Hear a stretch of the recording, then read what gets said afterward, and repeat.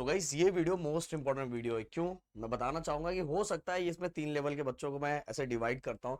पहला ऐसे बच्चे जिन्होंने कुछ नहीं पढ़ा है, दूसरा ऐसा बच्चे जिन्होंने पढ़ा है पर उनको ऐसा फील हो रहा है कि भाई अपना कुछ हुआ ही नहीं है, तीसरे ऐसे बच्चे जिनका पढ़ के तो खत्म हो गया है बट वो एग्जाम में लिख के आते तो उनको फील होता है कि मैं लिख के तो आया हूँ पर रिजल्ट आता है तो मार्क्स नहीं आता।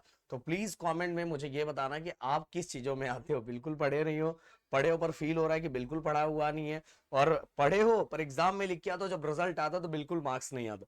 और गाइस इस वीडियो का टारगेट लाइक मैं 5,000 रखता हूँ, मुझे लगता है फटाफट पूरा कर दोगे। और 2,000 कमेंट का तो अपने प्रदीप सर के लिए इतनी चीजें तो हो ही जाएगी। और इसके अंदर मैं इसका सॉल्यूशन भी बताने वाला हूँ कि आपको क्या करना है, कैसे करना है।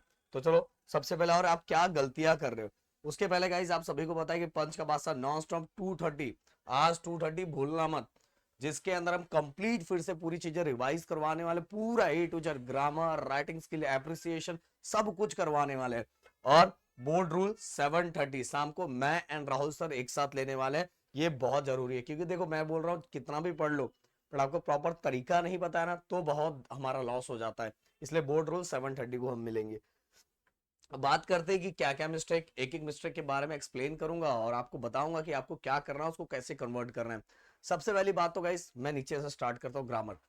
ग्रामर में बहुत सारे बच्चों को मैं ये देखता हूँ और हर साल ऐसा, हम लाख बोलते हैं बट उसमें से कुछ बच्चे ऐसे रहते हैं कि जो नहीं फॉलो करते, नहीं सुनते, और एट द लास्ट लॉस हमारा तो कुछ नहीं है, सबसे बड़ा लॉस आप ही लोगों का है। और ये मैं स्ट्रेट फॉरवर्ड बोल रहा हूँ, इसलिए अभी भी टाइम है। जो चीजें प्रदीप सर बोल रहे हैं प्लीज प्लीज प्लीज रिक्वेस्ट है भाई फॉलो कर लो। अगर ग्रामर की बात करूं तो बहुत सारे बच्चे क्या करते हैं, हो सकता है आप में से भी कितने लोगों को ये सच्चाई समझ में आए और फील हो। और मैंने हमेशा एक चीज बोला है कि अगर आपको लगे सही और मैं गलत कर रहा था और लगे सही तो भाई लिख देने का, हाँ सर बिल्कुल आप सही थे, मैं ऐसा ही कर रहा था। तो ग्रामर में बहुत सारे बच्चे ऐसा करते हैं कि वो स्पेशल कोई टॉपिक है, जैसे क्वेश्चन टैग है, तो क्वेश्चन टैग में से क्या करते हैं, एक क्वेश्चन कर लिया सॉल्व तो उनको लगता है कि क्वेश्चन टैग आने लगा है, वो दिमाग में से फिट कर लेते हैं, उनको क्वेश्चन टैग आने लगा और वो आगे निकल जाते हैं। जैसे अभी कॉम्प्लेक्स हो गया, कंपाउंड हो गया, सिंपल हो गया, ये सभी चीजें वो एक एक क्वेश्चन बना लेते हैं, उनको लगता है आने लगा है। मैं हमेशा बोलता हूँ कि सबसे पहले दिमाग में क्वेश्चन मत रखो कोई भी, सबसे पहले इनके रूल्स रखो। अगर इनके रूल्स रखोगे तो आपको क्वेश्चंस कैसा भी आ जाए आप सॉल्व आराम से कर लोगे। तो हम जब पढ़ाते हैं तो आपने देखा होगा, अगर आपका फोकस होगा तो हम जब पढ़ाते हैं तो हमारा ज्यादा फोकस रूल्स पे होता है। हम तो एक क्वेश्चन आपको इसलिए करवाते हैं कि वो आपको पता चले कि इसमें कैसे पुट करना है, कैसे क्या करना है। आप या आप अगर आप दिमाग में देखोगे तो हम कहा टेंसेस से स्टार्ट करते हैं, जब भी हम रिवीजन करवा रहे हैं टेंसेस से स्टार्ट कर रहे हैं। बहुत सारे बच्चों का ऐसा भी रहता है सर 10th स्टैंडर्ड वाले बच्चों को तो आप बच्चों की तरह पढ़ा रहे हो, टेंसेस क्यों ले रहे हो। मैं बोल रहा हूँ भाई मैं सभी बच्चों पे मुझे ध्यान रखना है। अगर मैं लोअर वाले बच्चों को ध्यान रखूंगा जिनका कुछ नहीं हुआ है, जिनका कुछ नहीं हुआ है, तो भाई जो टॉप पे है जिनका सब कुछ हो गया तो उनको अपने आप समझ में आ जाएगा और उनका बहुत अच्छा रिवीजन हो जाएगा। ये हमारा टारगेट होता है। हमारा टारगेट बस नहीं कि ये क्वेश्चन मैं करवा दूं और मैं बोलूं कि मैंने ये पूरा कर दिया, ऐसा नहीं। तो इसीलिए मैं टेंसेस पहले करवाता हूँ, क्योंकि टेंसेस ही नहीं आएगा तो आगे ग्रामर कहाँ से आएगा। इसीलिए अगर ग्रामर का सेक्शन कर रहे हो तो प्लीज रिक्वेस्ट है हाथ जोड़ के, जितना भी आप टॉपिक कर रहे हो, और कितना भी टॉपिक, क्या 2 घंटे का तो वीडियो हमने परसों का बनाया हुआ है, तो वो आपने कर लिया, उसके अंदर पूरे रूल्स वाइज चीजें बताइए, फिर उसके बाद एग्जाम्पल पुट करने के लिए बताया। तो कैसा भी क्वेश्चन आ गया आपको रूल पता है, आप फटाक से पुट कर दोगे। राइटिंग स्किल का बताता हूँ, राइटिंग स्किल में ऐसा क्यों गड़बड़ होता है, बच्चे करने के बाद भी जीरो फील करते हैं और होने के बाद, लिखने के बाद भी मार्क्स बिल्कुल ना के बराबर आता है। इसका सबसे बड़ा रीजन है कि फिर से वही चीज, बच्चे बस एक क्या करते हैं, एक फॉर्मेट देख के चले जाते हैं और वो दिमाग में सब फिट कर लेते हैं।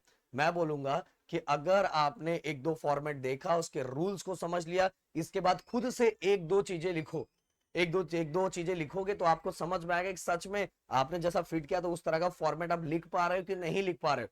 इसलिए राइटिंग स्किल में ये चीजें करनी बहुत ज्यादा जरूरी है। एप्रिसिएशन, एप्रिसिएशन गाइस देखो ये याद करने वाला पार्ट है, इसको लर्न करके जाओ। और सिंपल सा फॉर्मेट हमने अपने ऐप पे डाल के रखा हुआ है, सिंपल सा, एक सिंपल सा, दोनों सेम इंग्लिश और इंग्लिश मीडियम दोनों के लिए अपना ऐसा प्लेटफॉर्म है जो दोनों के लिए सेपरेट काम कर रहा है। एप्रिसिएशन के लिए भी अलग हमने काम किया है, इंग्लिश मीडियम के एप्रिसिएशन के लिए अलग है, जबकि हमारा ये चैनल बेसिकली इंग्लिश मीडियम का ही है।